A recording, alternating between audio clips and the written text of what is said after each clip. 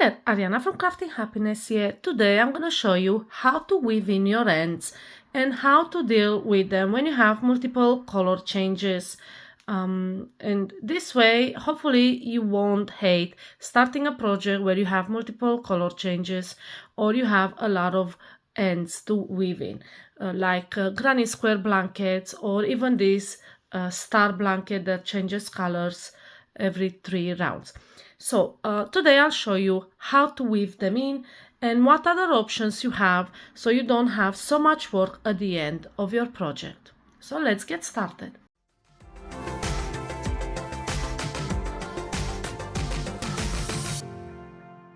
The first thing you do when you work on a project with multiple color changes is to try to minimize your ends as much as possible, and that means crocheting over them. So in this case I've changed my colors from red to green, and I have these 2 ends which normally you would have to weave in, but what I'm gonna do is crochet over them and not have to deal with it later.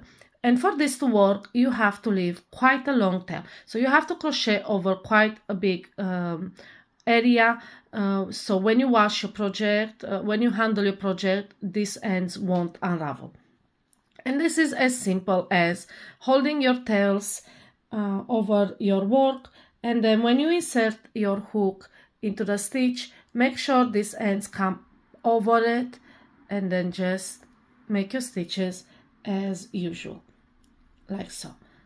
Just make sure you're not skipping any of these. They come over your hook so you can catch them in between the yarn. And if you do this in every stitch, you can just hide them and you won't see it. I usually use this technique when I crochet blankets with horizontal color changes, and then at the end I have a lot of color changes or yarn that I carried over, and then I just make a border of single crochet stitches all around my blanket just to cover these ends, and then I don't have to weave them in. Now there are situations where you can't use this technique, and that's usually when you have to skip stitches. So when you chain 3, for example, and then skip 2 and single crochet to the next. Now in this case you can't do it. But usually you'll be able to crochet over your ends and minimize the amount of ends you have to weave in. So that's one technique. Now I'll show you how to deal with the remaining ends. In this case, right here at the back of my work, we have quite a few from where we change colors. And let me get rid of this green. So now we have, after we crocheted over all the ends we could possibly crochet, we have all these ends. Now there is a rule of 3, which means you weave in your ends in 3 different directions, and that way your work won't unravel. There are a couple of things you have to keep in mind when weaving ends. First, you have to have your ends on the wrong side. Never weave in your ends on the right side, because it will show at some point. So it's better to weave in your ends at the back of your work, the wrong side. Now the second thing is always weave in ends of the same color into the same color strip. So don't weave your pink end into the red color, for example, or the red end into the white color. Always keep the ends into the same color.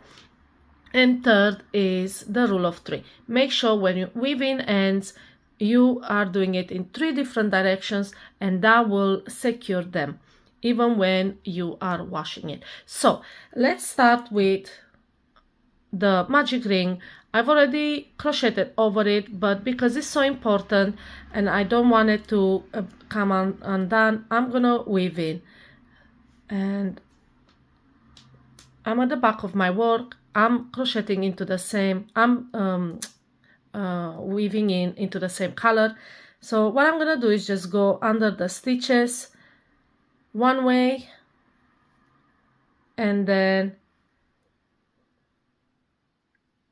under the stitches the other way. So that's my second one, and then back into the center, and that's my third direction, and I am done. It's that easy. You don't need, I mean, you can go back and forth as many times as you like, but if you do it 3 times, you should be fine. I'll show you one more time, and then after this I'll show you a cool way of changing yarns so you have no ends at all, no matter the technique, no matter if you have to skip stitches, if you crochet with gaps like me here.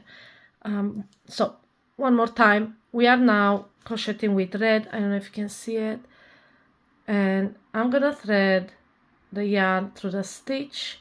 So that's one direction, and then back, but not the same way. Choose another path.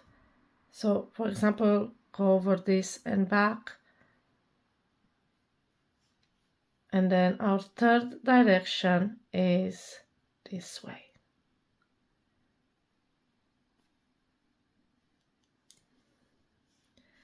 And we've in this end as well. Now it's very important to choose the right needle. You need a needle with a blunt tip, a tapestry needle with an eye big enough to fit your yarn, and one that it's metal because it glides easier through the stitches rather than a plastic one. And this will make your life so much easier. Now let me show you a cool hack so you don't have ends to weave in at all. If you don't want to have ends at all, this is a cool hack to learn and use, especially when you have different color changes or a lot of projects with a lot of color yarns. So to do that, I'll show you first how to make the magic knot, and this is a fisherman's knot. What we're gonna do is attach this end to this strand and this end to this strand, and then we pull it and cut it really close. So all you have to do is just make a knot like you normally do, like so. Just tie it, and now with this end we make a knot onto this strand. So just a normal knot, a simple knot, like so, and just tie it. So now you have 2 knots on either side, and what we're gonna do is just, let me just unravel this, and then all you have to do is just pull the ends,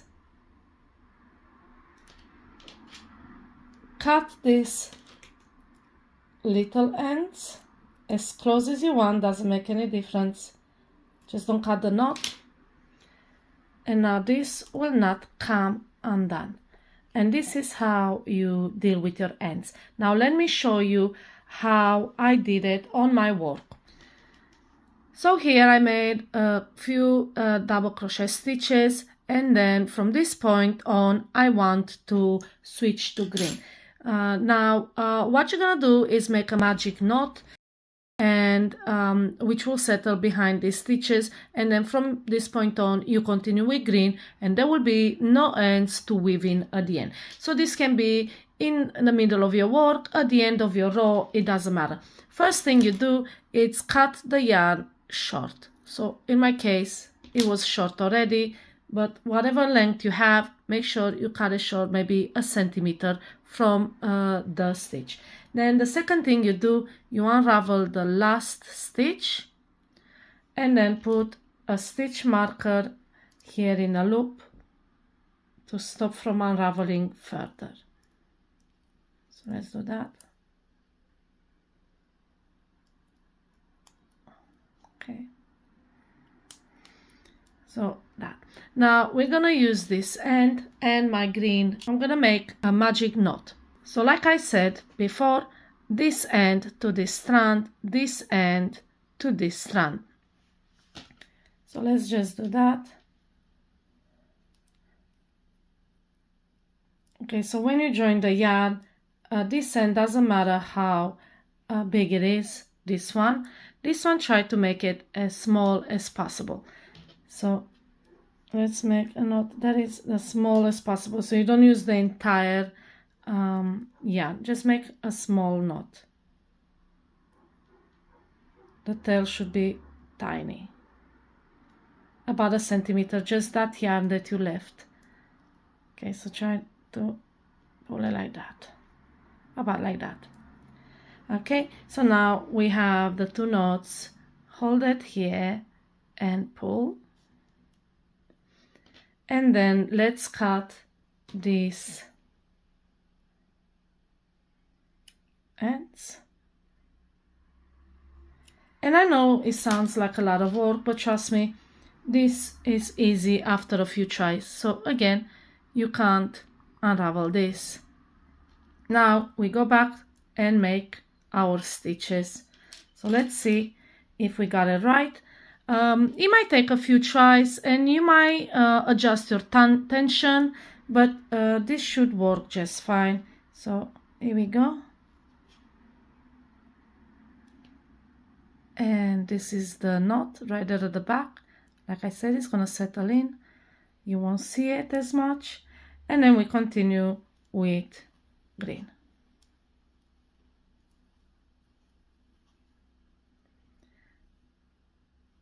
And there are no ends to weave in. And this is how you weave in ends and deal with ends, and hopefully you found this tutorial easy to follow and you learn a few things, and ends won't be your enemy. I can tell you at the beginning I really didn't like weaving ends, so I just made blankets in one color, but as I learned more crochet and these techniques, everything became easier. So I hope it becomes easier for you as well. If you have any questions about this tutorial, put them in the comments below and I'll be more than happy to answer you. Happy crocheting!